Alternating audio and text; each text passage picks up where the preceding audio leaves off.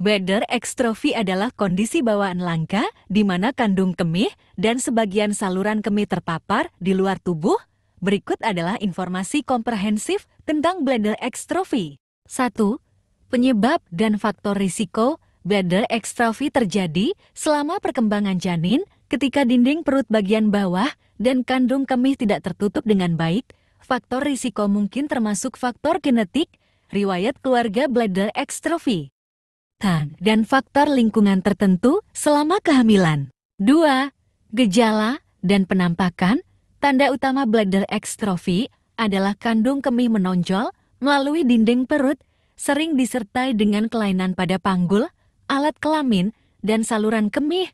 Gejala lain mungkin meliputi inkontinensia urin, kesulitan buang air kecil, dan peningkatan risiko infeksi saluran kemih. 3.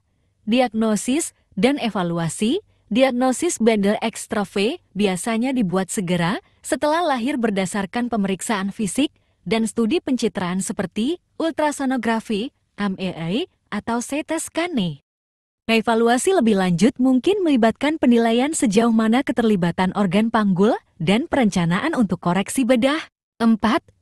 Pengobatan dan pengelolaan. Pengobatan utama untuk bladder ekstrofi adalah perbaikan bedah untuk memposisikan ulang kandung kemih dan merekonstruksi lantai panggul dan dinding perut.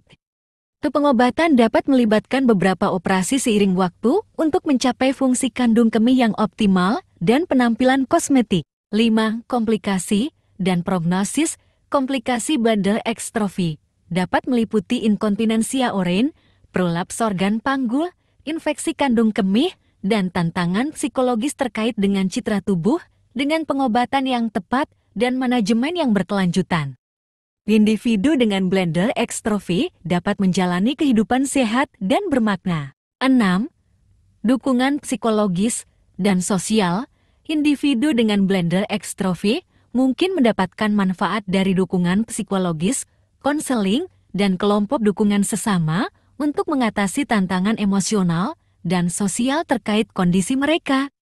Pendidikan dan dukungan bagi pengasuh dan keluarga juga penting dalam memberikan perawatan holistik bagi individu dengan bladder ekstrofi. 7. Perawatan jangka panjang dan tindak lanjut. Perawatan jangka panjang untuk bladder ekstrofi mungkin melibatkan kunjungan tindak lanjut rutin dengan penyedia layanan kesehatan untuk memantau fungsi kandung kemih, inkontinensia urin, dan kesehatan secara keseluruhan.